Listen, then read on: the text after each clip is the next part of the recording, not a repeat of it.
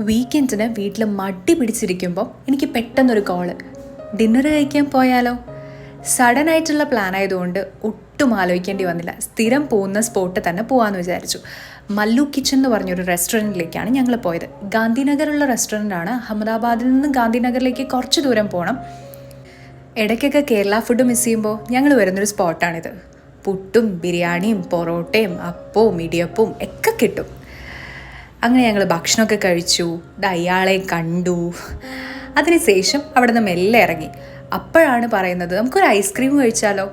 അങ്ങനെ ഞങ്ങൾ അടുത്ത് തന്നെയുള്ള ഒരു ഷോപ്പിൽ കയറി ഐസ്ക്രീം കഴിക്കാമെന്ന് വിചാരിച്ചു.